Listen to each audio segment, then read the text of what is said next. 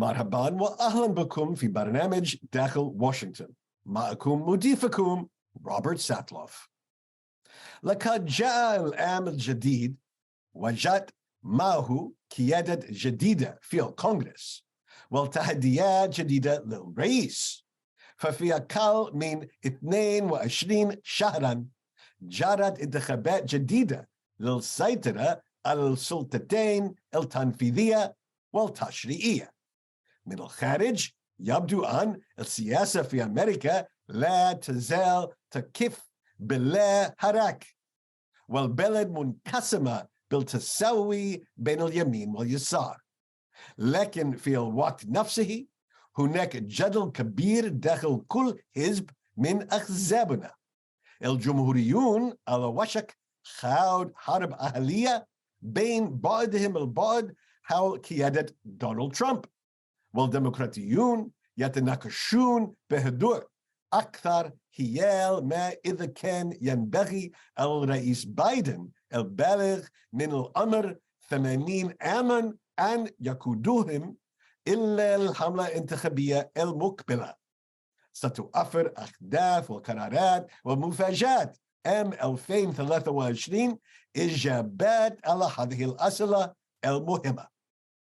للمناقشة المسائل الرئيسية الموجودة على جدول الأعمال السياسية الأمريكية في عام 2023 يسعدني أن أرحب باللجنة من الصحفيين البارزين نايومي ليم وسارة فارس وأليكس Gangitano.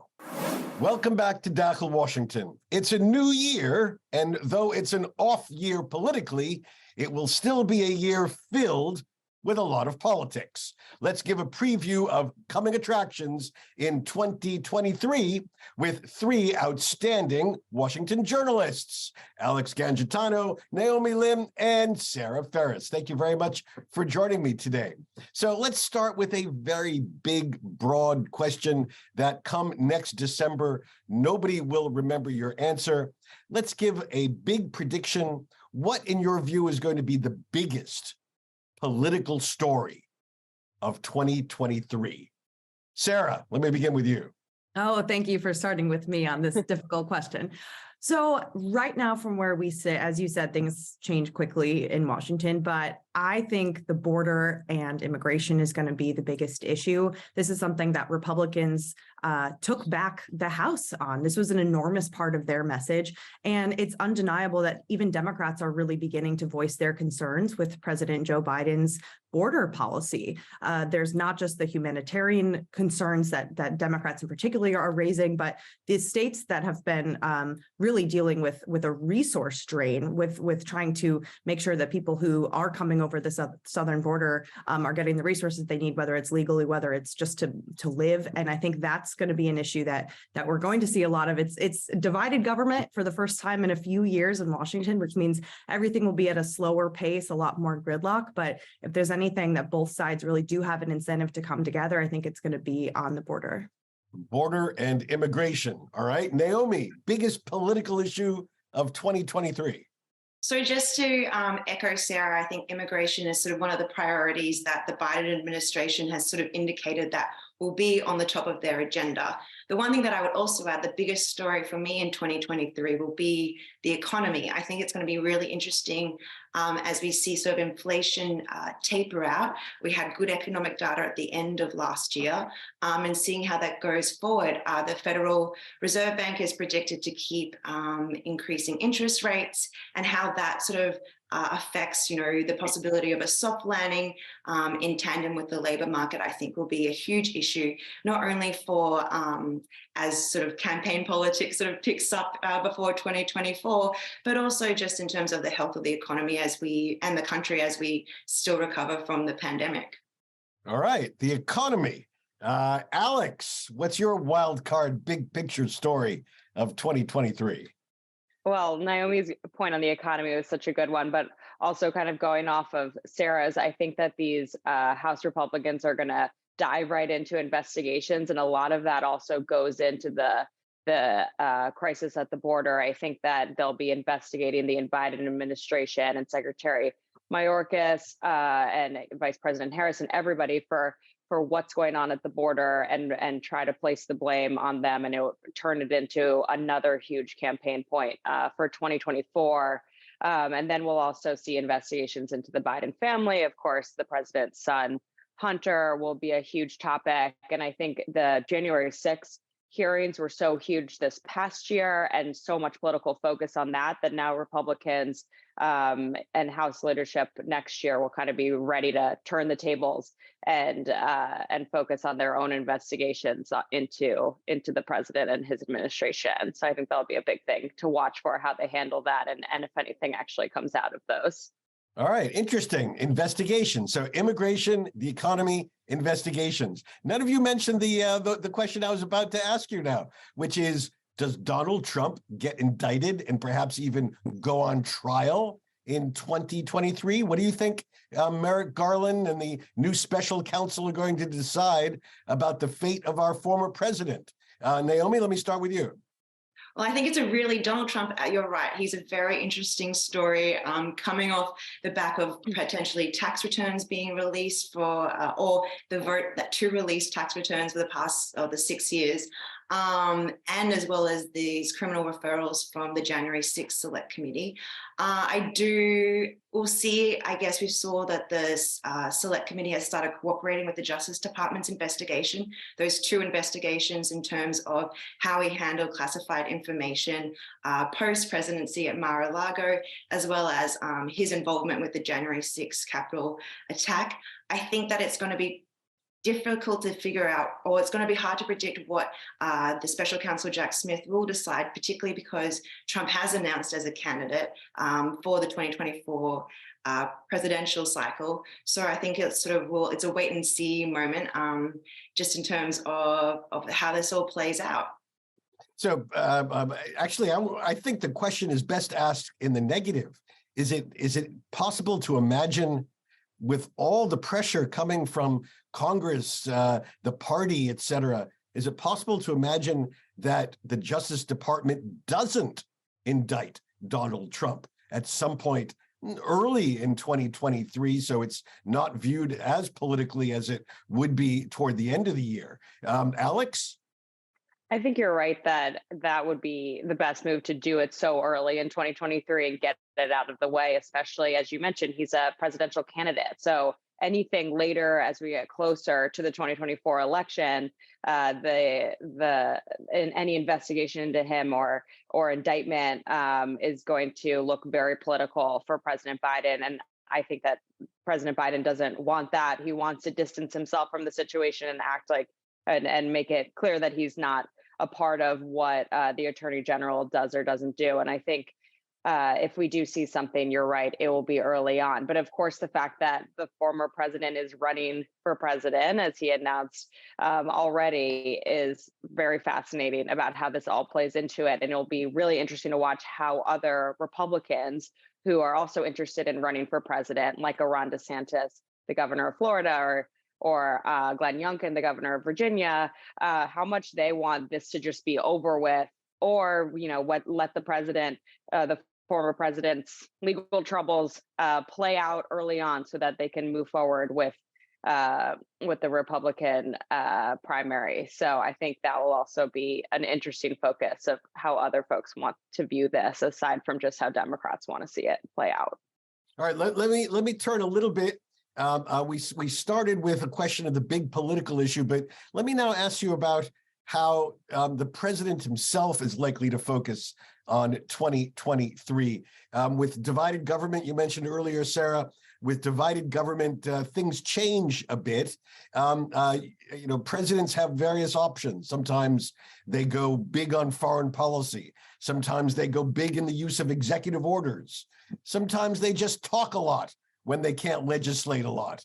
What do you think Joe Biden is going to focus on in terms of both style and substance in this moment of divided government?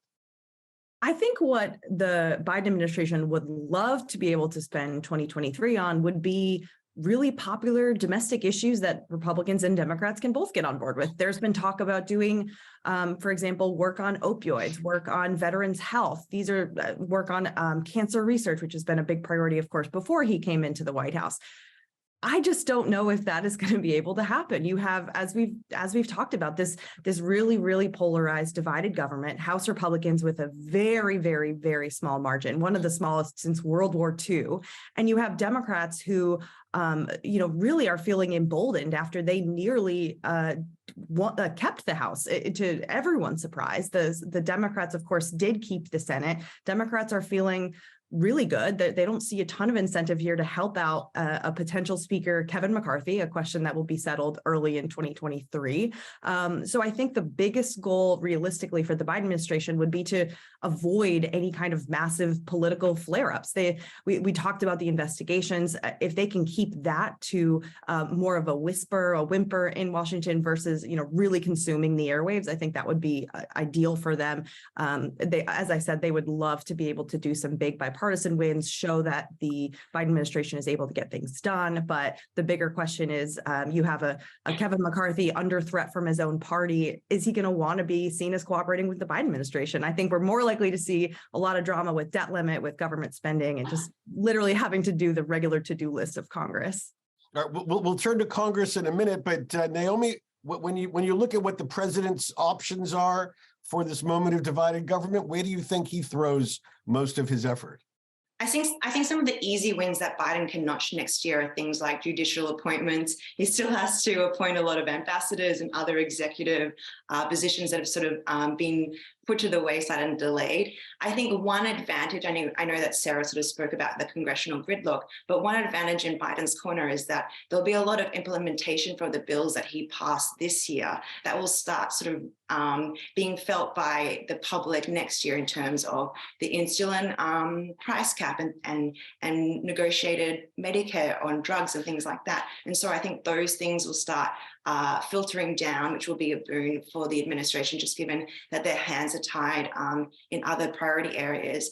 I think one of the big things that might sort of bite them is something that happened in the first year of his administration. I think that the White House is actually quite anxious about how Congress investigates the Afghanistan withdrawal. So I think also keeping that to a whimper, as Sarah said, is going to be really important for the president and his party.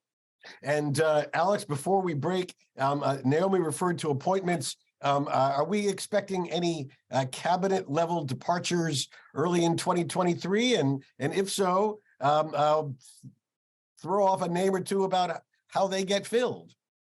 Yeah, I think that we 2 years in are going to see some people start to slowly move on. I think one person I'm looking at is Treasury Secretary Janet Yellen. I think she might be one of the first to go. And there's been some rumors about if they could have a big bank CEO or somebody take over for her. Brian Moynihan over at Bank of America is one name that's been floated. I also think there's going to be some movement over at commerce. I mean, the Chips and Science Act was such a huge win for the Biden administration, and implementation of that will be so huge. So I'm curious for the future of Commerce Secretary Gina Raimondo, if she could slip into a Treasury position or some sort of role there during implementation. So I think she's a big person to watch as well. All right, when we come back after the break, we're going to turn to Congress and ask our panelists about the fate of Kevin McCarthy, the would-be Speaker of the House. Is he going to be a Nancy Pelosi, or is he going to be, well, a Paul Ryan? We will find out in just a moment. The Windsors are everywhere, or so it seems. With a new season of The Crown, a new miniseries from Harry and Meghan, and countless documentaries on the times and tribulations of the late Queen Elizabeth II and her painfully dysfunctional family, known without affection as the Firm, it seems as though you can't avoid bumping into a British royal whenever you turn on the telly. So I think it's time to take a respite from the current crowd and look back at films that tell the tale of whence they came. Here are 3 terrific ones. First, The King's Speech, a 2010 gem starring Colin Firth as George VI, Elizabeth's father, and Geoffrey Rush as the delightful and creative therapist who helps the young, new, stammering monarch overcome his challenges to lead Britain bravely into World War II. Then there's Victoria and Abdul, a fascinating 2017 film starring Judi Dench as the long-reigning widowed queen who takes up a curious and at the time quite controversial personal friendship with her Indian Muslim servant, Abdul Karim.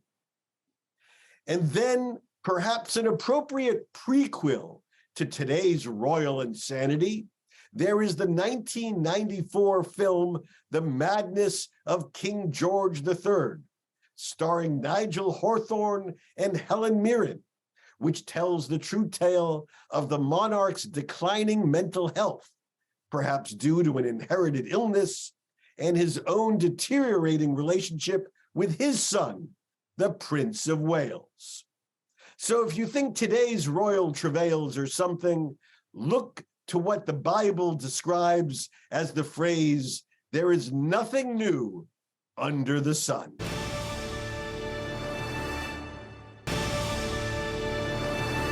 Again, my guests today include Naomi Lim.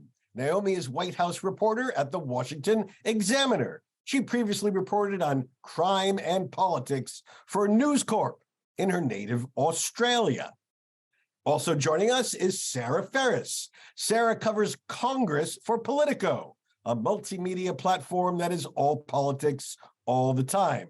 A native of Newtown, Connecticut, she's also reported for The Hill and The Washington Post. And rounding out the panel is Alex Gangitano. Alex is White House reporter at The Hill, where she was previously the Herd on the Hill and the lobbying reporter. Earlier in her career, she was a staff writer for CQ Roll Call. All right, let me begin with you, Sarah. Kevin McCarthy, does he tame his caucus like Nancy Pelosi, or does he fall victim to it like recent Republican predecessors, such as Paul Ryan and John Boehner? Do you think he's the speaker in the beginning of the year? And do you think he's still the speaker in the end of 2023?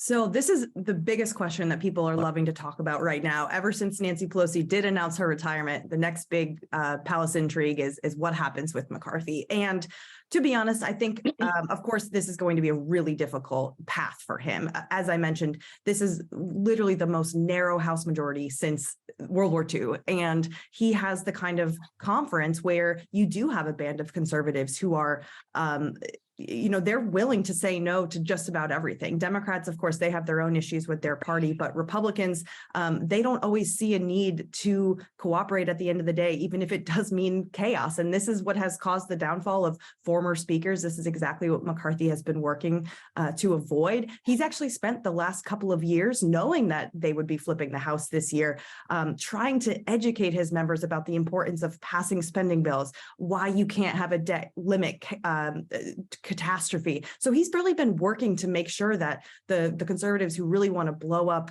they really just want to cause chaos. They've been trying to say, look, we are going to be in charge. We need to be able to govern. And part of governing is being able to elect a speaker on January 3rd. And this is what McCarthy has been preparing for. He's been building his coalitions. He's been trying to shore up relationships with firebrand members such as Marjorie Taylor Greene. You never would have thought that she'd be going around really touting McCarthy's credentials here, and yet she is. And this is a huge challenge for him, as we said. But in the end, the biggest reason I think that he will end up being speaker is that the other conservatives who are working against him right now don't really have an alternative. They have put up one of their own conservative members, Andy Biggs. He's just really not that well liked within the conference. All right, you heard these names here first. Mark them down in pencil. Maybe in 2024, 2028, they will be figures on our national agenda. Sarah, Naomi, Alex, thank you very much. Thank you for helping explain what the world will look like in 2023 for our viewers throughout the Middle East. Thank you. A new year has arrived, and with it, new challenges, new opportunities, and the chance for hopeful change. In America, this should be a year for our nation to catch its breath. Life has moved at such a breakneck speed, from the daily roller coaster of the Trump presidency to the COVID shutdown, to the Biden election, to the January 6th insurrection, to the near recession of 2022, to our neck and neck midterms, that we all need a break. I would be fine with a run-of-the-mill government shutdown, a par for the course face-off between the Republican-controlled House and the Democratic-controlled Senate, or even a business-as-usual late-season meltdown by the Washington sports teams. But it would be really nice if this were a boring year. A year without mass shootings. A year without killer hurricanes. A year without congressional sex scandals. A year without our right-lurching Supreme Court issuing a 19th century ruling on a 21st century case. A year without health scares for our octogenarian president. And a year when headlines about our former president, about the owner of Twitter, and about the artist formerly known as Kanye West are all relegated to the back of the newspaper, or even better, the comics. Around the world, it would be terrific if we saw a little less vanity and a little more sanity. In Eastern Europe, Putin lost. He made a terrible error in launching an invasion of his smaller but pluckier neighbor and is paying for it in ignominious defeat, isolation, and embarrassment. A wise leader would cut his losses and cut a deal, even if he harbors delusions to fight another day.